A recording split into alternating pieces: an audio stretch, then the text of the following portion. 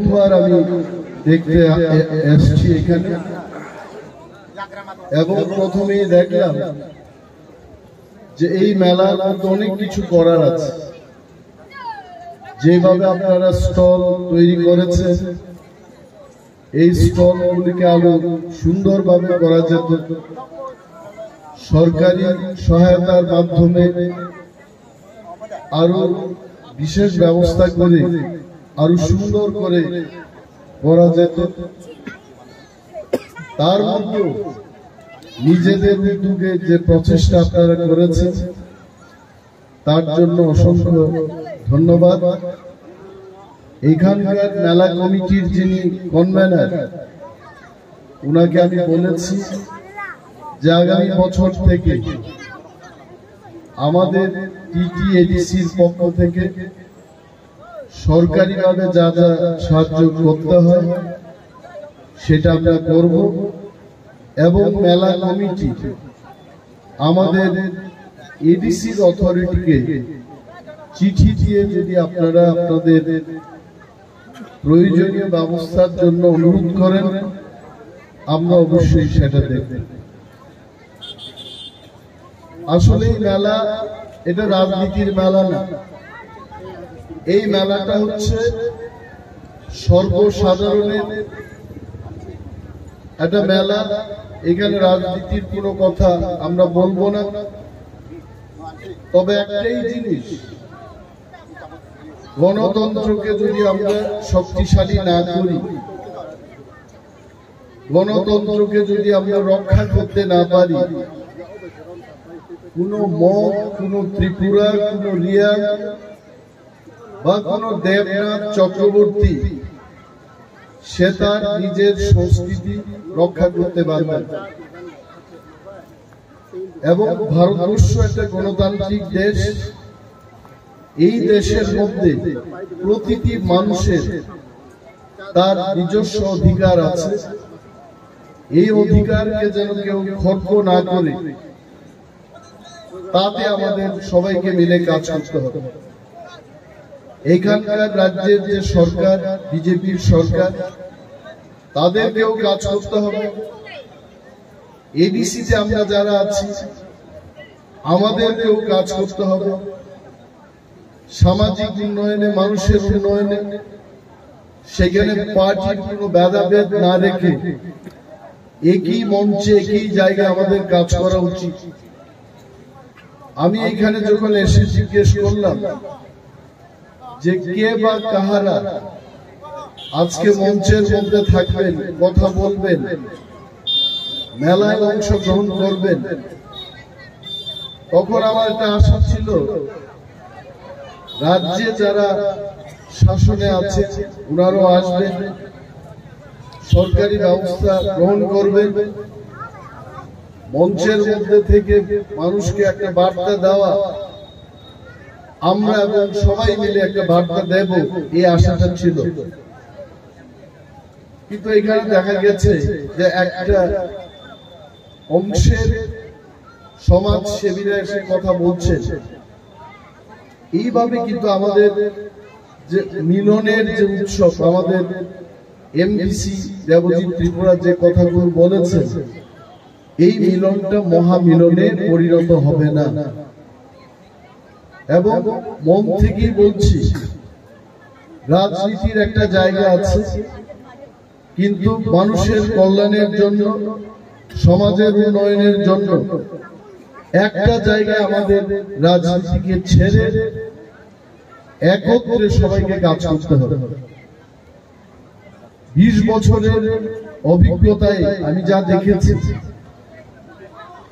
আমাদের এই রাজ্যে যারা সরকারে ছিলেন, আমরা বিরোধীতে ছিলাম, অনেক জায়গায় একসঙ্গে আমরা সমাজের উন্নয়নে, সামাজিক অনুষ্ঠানে আমরা অংশগ্রহণ করেছি।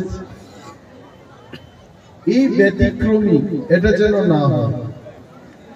গণতন্ত্রে আজকে আমাদের সজল মহকুমা এই অনুষ্ঠানের আয়োজনে যথেষ্ট পরিশ্রম করেছে। কিছুদিন আগে আমাকে জানানো হলো যে এই অনুষ্ঠান ওনারা করতে পারবেন কিনা। কারণটা কি? বলছে যে এসডিএম, এখানকার যিনি এসডিএম সাহেব, অনুষ্ঠানের অনুমতি দেওয়ার পরেও একটা চাপের মুখে পড়ে ওনাকে আরেকটা মিটিং ডেকে বলতে হলো যে অনুষ্ঠানটা কারা করবে। This program does not belong to any political party. এটা এখানকার কলসি এলাকার, বিশেষ করে এলাকার মানুষের সার্বজনীন মেলা। এখানে সিপিএম যারা করেন তারাও আসবে, কংগ্রেস যারা করবে তারাও আসবে।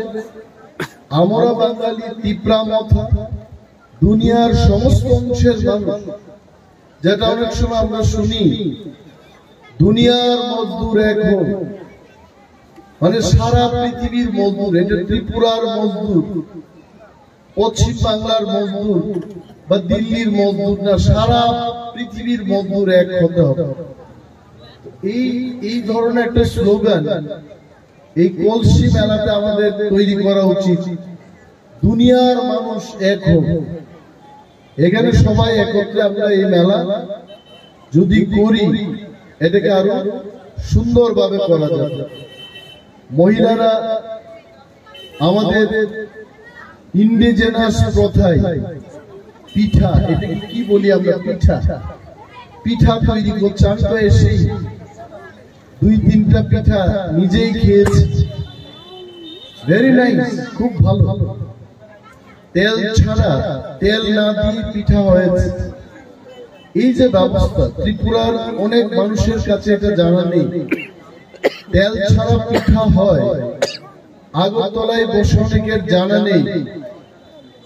এই মেলাটাকে যদি আমরা আরো বিশেষভাবে প্রচার করতে পারি, সোশ্যাল মিডিয়া, ইউটিউব, টিভি চ্যানেলের মাধ্যমে যদি এটাকে প্রচার করা যায়, এই সংক্রান্তি মেলায় খাবারের একটা মেলা হতে পারে।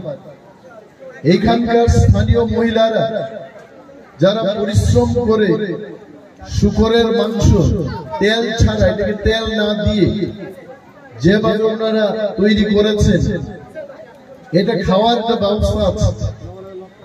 অনেকেই এই সুযোগ গ্রহণ করতে চায়, তবে প্রচার করতে হবে, এটাকে প্রচারে নিয়ে যেতে হবে। রাজ্য সরকারকে যেমন প্রচার করতে হবে, এডিসি কেও প্রচার করতে হবে, স্থানীয় যারা প্রশাসকরা আছে, block development officer, SDM, DM লেভেলে এই প্রচারকে যদি আমরা করতে পারি, এই অনুষ্ঠানটা ত্রিপুরায় একটা আকর্ষণীয় মেলা হয়ে উঠতে পারে। আমি নিজেই জানতাম না, আজকে এখানে যদি না আসতাম, এত সুন্দর একটা মেলা, গ্রামের মানুষ পায়ে হেঁটে মেলায় আনন্দ উপভোগ করার জন্য এসেছেন।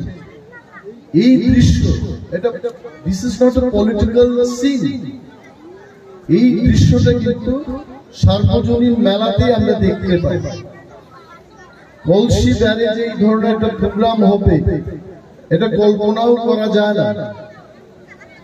জুলাই বাড়িতে এটা হতে পারে, শান্তির বাজারে হতে পারে, সাবরু মেইন টাউনে এটা হতে পারে, কিন্তু গ্রামের দিকে এই ধরনের একটা মেলা সত্যি এটা আকর্ষণীয়।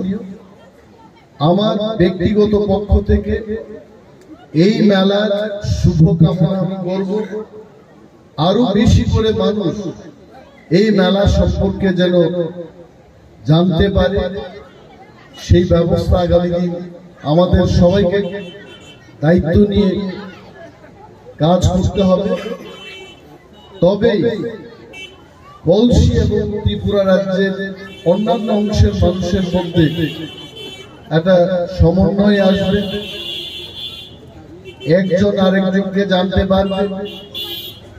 দেববর্মারা যেভাবে পিঠা তৈরি করে সেটা মগরা শিখতে পারবেন, মগ যেভাবে পিঠা তৈরি করছে সেটা দেববর্মা, জমাতিয়া, রিয়াং, সেই সমস্ত টিপ্রাসারও শিখতে পারবেন। আজকে আমরা মনেস্ট্রিতে গেলাম, সেখানে আমাদের জলপানের ব্যবস্থা হয়েছে। আমি বরেন্দ্র রিয়াংকে বলতে শুনলাম যে এটা কিভাবে, এটা ভেতরে এটা কি দিয়ে তৈরি করেছে। তখন আরেকজন আমাদের এখানকার লোক বলছে যে এটা নারিকেলের গুরু এবং গুড় দিয়ে এটা তৈরি করেছে। কি সুন্দর সুস্বাদু একটা পিঠা। এই জিনিসটাকে আজকে ব্যবসায়িক ভঙ্গিতেও যদি দেখা যায়, আজকে যদি চীন দেশের লোক চাইনিজ ফুড দিয়ে সারা বিশ্বকে জয় করেছে, আমাদের ইন্ডিজেনাস খাওয়া এই পিঠা, শুকরের মাংস বা নানা আমাদের রান্না বান্নার যে সিস্টেম, এইটাকে আমরা যদি সারা ত্রিপুরা এবং সারা ভারতবর্ষের মধ্যে ছড়িয়ে দিতে পারি, আমাদের দফাও পরিচয় লাভ করবে, মগরাও পরিচিতি লাভ করবে, রিয়াং, দেববর্মা, ত্রিপুরা সমস্ত বাঙালিরাও, বাঙালিদের অনেক কিছু খাবার দাবার আছে যেগুলো এখনো আমরা শিখছি। এগুলো ডাল যেভাবে বাঙালিরা রান্না করেন, মগরা সেভাবে রান্না করতে পারে না, দেববর্মারা সেটা পারে না।